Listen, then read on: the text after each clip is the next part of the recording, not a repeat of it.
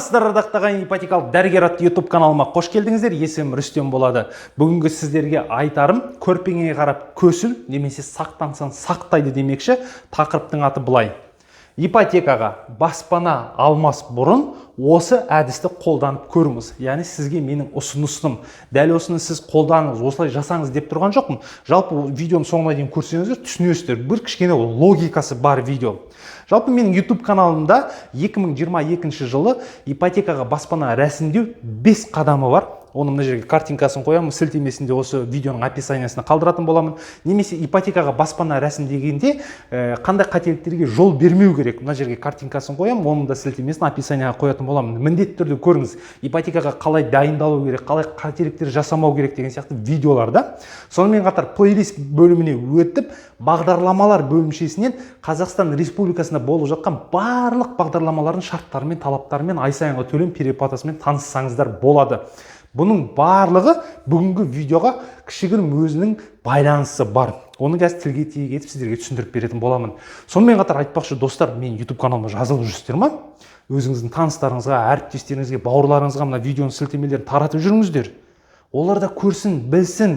Ана соқыр тауыққа бәрі жемдеп, банкке бар, біреуге алданып, арбанып, ұрынып, ертең сол қораға кіріп деген сияқты жаңа ипотеканы төлей алмай қалып жүрмесін.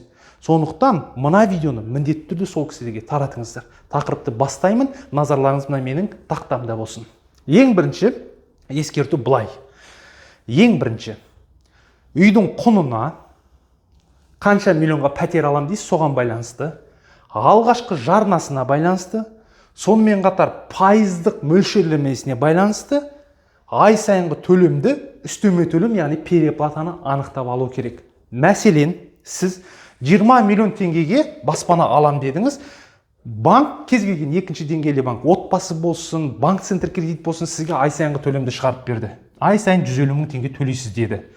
Енді доход мәселесі, кредитный история мәселесі ол бөлек мәселе, я? Доходыңыз жете ма, жетпей ма, оны да бірден тексертіп алсаңыз болады. Ең бірінші мәселе осыны анықтап алу. Ай сайынғы төлем қанша, соны анықтап алу. Және переплатаны анықтап алу. Сіз оның қалтаңыз көтере ма, көтермей ма? Бұл бірінші қадам. Екінші мәселе табыс пен шығынды есептеу. Отбасының табысы қанша? Яғни ерлі-зайыптылар бірге жұмыс істесе, екеуінің зарплатасын қосқанда қанша? Жалпы отбасының шығыны қандай, соны есептейсіздер. Мысалы, отбасының табысы 300 мың деп алайық. Мысалы, одан да төмен немесе одан да жоғары табыс табатын отбасылар бар. Ары қаратай, осы табыстан ай сайынғы шығындарыңызды алып тастайсыздар. 50 мың теңге мүмкін азық түлікке кетеді, мүмкін одан аз кетеді, мүмкін одан көп кетеді. Әр өңірге байланысты, әр өңірдің өмір сүру күнкөріс деңгейіне байланысты ол дегеніміз.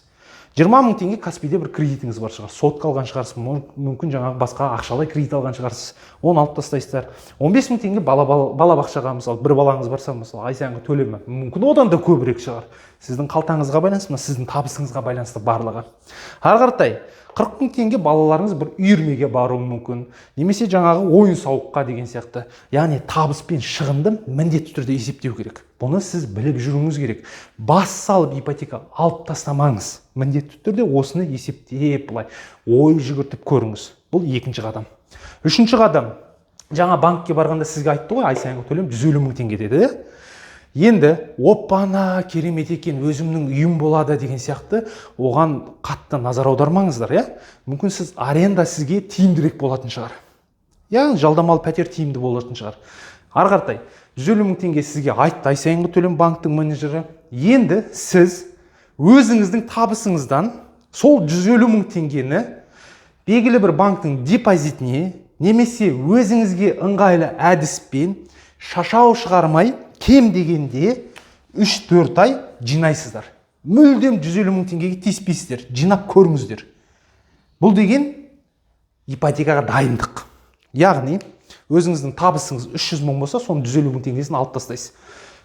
Болашақта ипотека рәсімдегенде төлейтін ақшаңыз ғой. Кем дегенде 3-4 ай бөлек депозитке, немесе бөлек сандықтың түбіне ма, мүлдем оған тиіспеу керек, мүлдем қарамау керек. 3-4 ай сөйтіп жинап көріңіз. Егер 3-4 айдың ішінде сіздің қалтаңыз оған көтеретін болса, яғни ана 150 мыңға тиіспейтін болсаңыз, бұл ай сайынғы төлемге байланысты. Мен мысал ретінде айтып тұрмын. Сіздің үйіңіздің бағасы бөлек болуы мүмкін.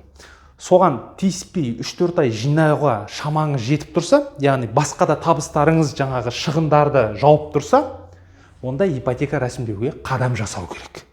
Жалпы мен бағана айттым ғой, 2022 жылы ипотека рәсімдеу техникасы деген видео бар, сілтемесі жаңа описанияда тұр. Міндетті түрде соны көру керек. Ол жерде мен айтқанмын, кем дегенде 6-7 ай ипотекаға дайындалу керек деп. Міне, соның 3-4 айы осы ақшаны бөлек тиіспей жинайсыздар.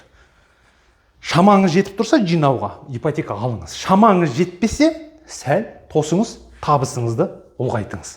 Міне, құрметті достар, бүгінгі видеоның мәнісі, мағынасы осы. Дәл осы видеоны достарыңызға, таныстарыңызға, бауырларыңызға, әріптестеріңізге барлығына таратыңыздар.